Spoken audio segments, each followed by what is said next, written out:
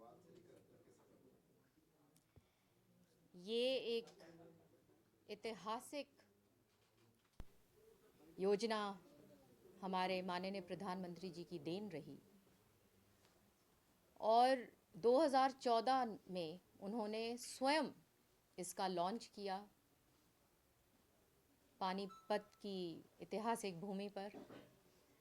और जब आप समझ सकते हैं कि हरियाणा का लिंग अनुपात कितना खराब हुआ, 870 और 1000 का डिफरेंस था, उस स्थिति में उन्होंने इसको लॉन्च किया। और उनकी देन ये रही कि जो गंभीरता उन्होंने इस विषय को दी, स्वयं यहाँ पे पधार के और ऐसी स्कीम बना के हमारी महिलाओं के लिए, कि वो गैप जो ये स्कीमों के तहत, अवेयरनेस के तहत जितना भी ये भारत सरकार और हरियाणा सरकार मिलके कर रहे हैं, कि आज वो जो रेशियो है उसका गैप कम हो गया है और हम 9-10 तक पहुंच गए हैं। तो ये मैं उनका धन्यवाद करती हूँ, हमारी लीडरशिप का धन्यवाद करती हूँ, माननीय मुख्यमंत्री जी का धन्यवाद करती हूँ कि उस चीज़ को कंटिन्यूसली परस्यू किया। और आज हम इस स्थिति में हैं कि हम एक बेहतरीन रफ्तार पे हैं जहाँ पे हमारी महिला वर्ग जो है वो उनका सशक्तिकरण हो सके पूर्ण रूप से। तो मैम, प्रधानमंत्री नरेंद्र मोदी की तरफ से एक मरतबा फिर से महिलाओं के लिए बीमा सखी योजना की भी शुरुआत की थी। तब से लेकर अब तक का यदि हम जिक्र करें तो किस तरीके के उसके अंदर जो है वो अपडेट्स निकल कर सामने आ रहे हैं, कितना महिलाओं को सशक्त करने के लिए कितना एक गंभीर मुद्दा जो है ये रहा इस योजना के तहत? बिल्कुल, आप जैसे देखते हैं कि अभी भी फिर से उन्होंने पानीपत को चुना, हरियाणा को चुना और बीमा सखी योजना को लॉन्च किया ताकि आगे इंडिपेंडेंस जो है हमारी महिला वर्ग को मिल सके। और हर विषय में हमारी जो महिला वर्ग है आगे लीडरशिप रोल्स में आए। इसी को आप देखिए कि इसी कड़ी को आगे बढ़ाते हुए माननीय चीफ मिनिस्टर साहब ने अभी ही कहा कि ब्रांड एम्बेसडर्स जो हैं हमारी महिला सरपंच बननी चाहिए।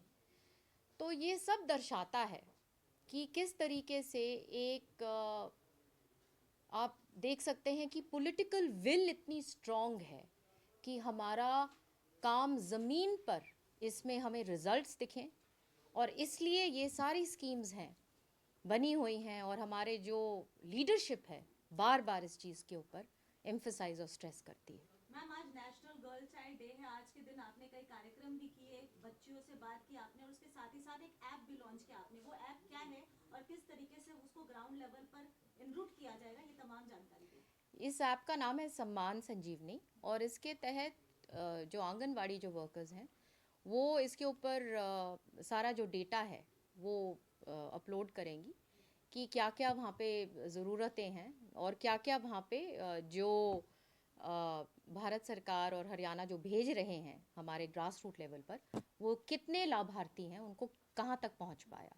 तो इससे एक मैपिंग और ट्रैकिंग हो पाएगी कि जो सारा की सारा जो सामग्री जो हमारे जो एंड यूज़र है, जो लाभार्थी है, उस तक सही तरीके से पहुँच पा रहा है या नहीं।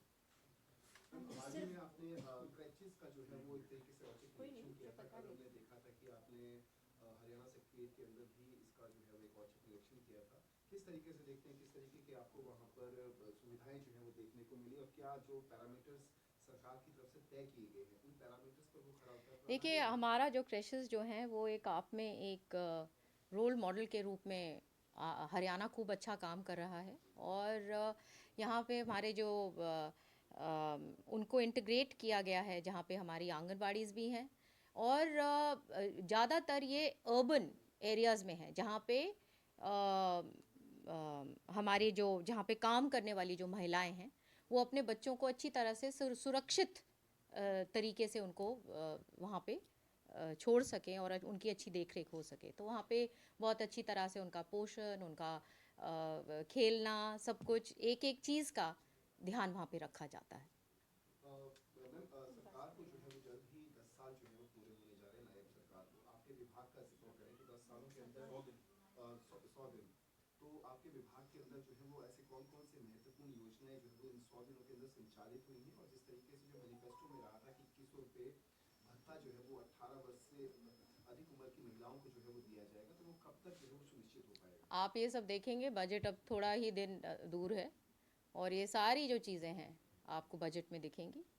और मैं तो इतना ही कह सकती हूँ कि नॉन स्टॉप सब लगे हुए हैं, हर रोज़ कोई ना कोई बेहतरीन डिसीजन हमारे व्यवस्था को करने के लिए हमारे चीफ मिनिस्टर साहब लेते हैं। और जहाँ तक सिंचाई और ये जो विमेन एंड चाइल्ड डिपार्टमेंट है, इसमें आप देखेंगे कि आने वाले समय में खूब काम होगा उनके नेतृत्व में, और जैसे अभी गति बनी हुई है उस गति को और भी तेज़ी देंगे।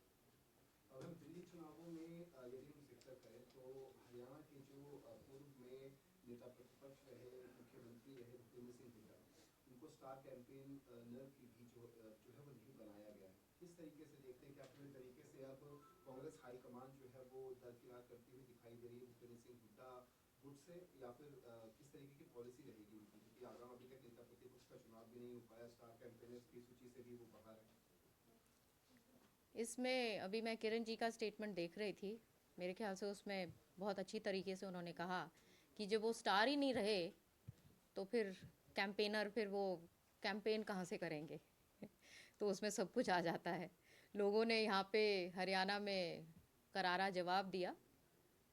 अब जब लोग ही नहीं पूछते तो फिर और लोकतंत्र में फिर क्या बच गया।